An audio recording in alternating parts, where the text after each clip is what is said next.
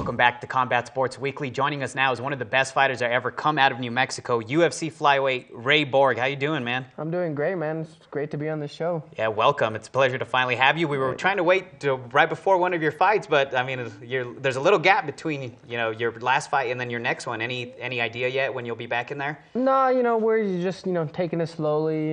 Improving where I need to improve. Just getting everything in gear. Whenever they throw me a name, we'll be ready. Now, you recently, I think last week, you signed a 5-fight deal with the UFC. Congratulations, first off. What kind of excitement is that? Because you're still pretty damn young. It was like just bundles of joy for me because the extra contract was pretty much me solidifying myself with a career in the UFC. I mean, the first 4 fights, who knows what could have happened. I could have lost one, or lost 2 or whatever, and then they could have been like, oh, we don't really want this guy. But the second contract was them telling me, all right, we like you, we want you here, stay here. So it felt great for me. The last time you were out, you got a $50,000 bonus, right? Yes.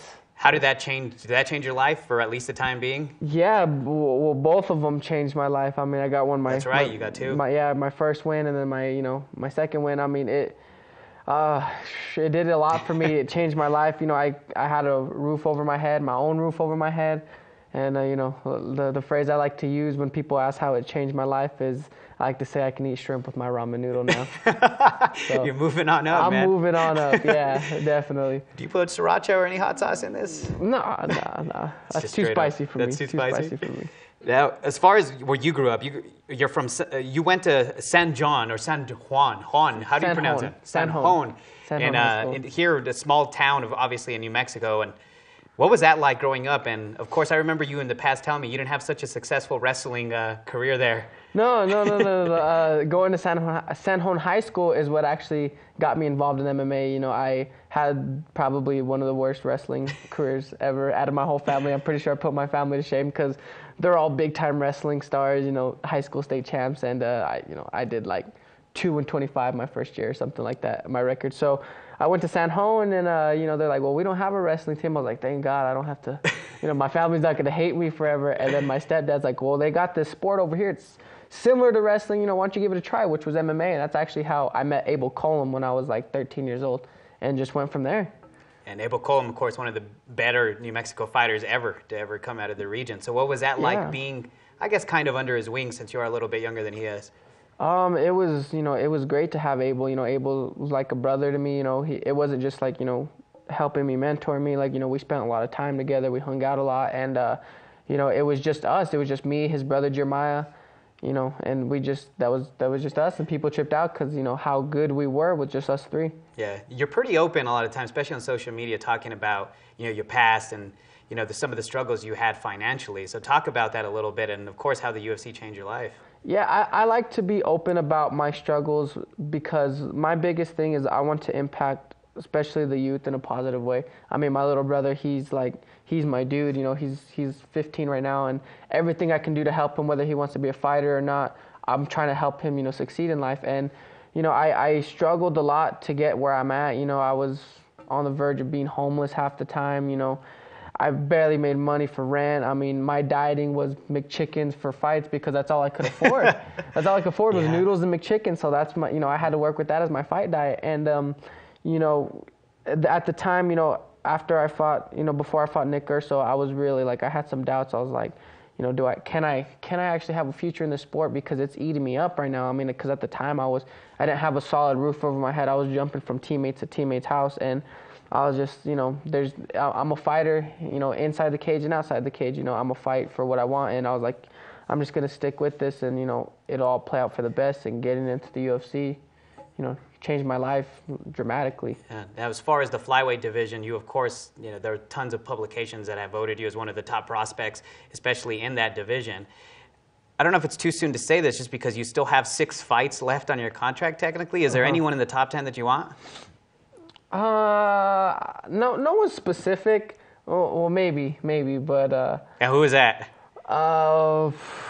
I mean, not now, obviously, because of where he's at and where I'm at. But later on down the career, John Dodson is obviously someone who I want to fight, mainly because I'm not interested in any fight unless it's moving me forward. I don't care what the beef is. I don't really care. So if I had beef with someone like someone in the flyweight division who's not very high ranked. So, for example, I don't know. McCall. Yeah, Ian McCall, who's not very high ranked, you know.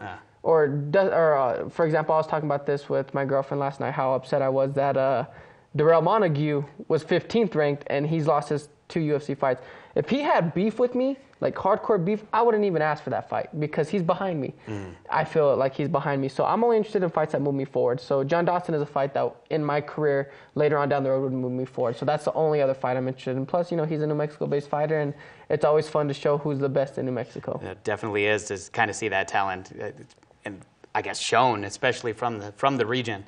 Did that shock you earlier? I know you were hanging out earlier in the show when I mentioned the last time we didn't have a world champion in boxing or MMA. That stat. Yeah, that did shock me, and then it kind of made me think. I was like, well, I better step up my game so I can, you know, I can do something about that. So yeah, it is kind of shocking. I didn't even know it was like we've had champions from that long because, like I said, I haven't been in the sport, you know, as long as it's been. So it was pretty crazy to me to know that that's how cool it is to have, you know, New Mexico-based fighters as champions for so long. Yeah. How fast is everything coming at you, do you feel? Or do you feel that you're poised and you got a good background and support, obviously, of your teammates? Because you were only a pro for a year when you signed to the UFC. Now here you are another year from that signing.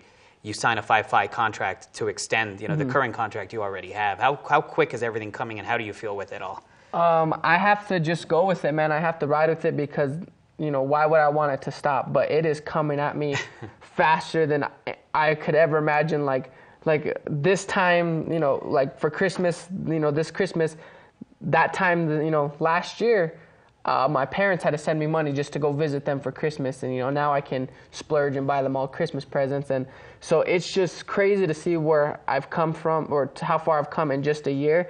And then, like, the UFC, how they talk about me, and, like, how I've heard that they've talked about me and what they want next for me, especially them, you know, talking about me being a prospect. It's crazy. But, you know, I have a good mentally focused game, and, you know, great coaches and teammates behind me to keep me where I need to be and, you know, help me, you know, go with all this craziness. Like, you know, not be all scared of it, you know, go with it and go with the flow. Are you laying off the Twinkies lately, especially this time around? Because you look a lot lighter. I mentioned this earlier off camera. You look lighter than you usually do between fights. I do. I really did mean what I said after my last fight. I told them I'm not going to go crazy on my Twinkies.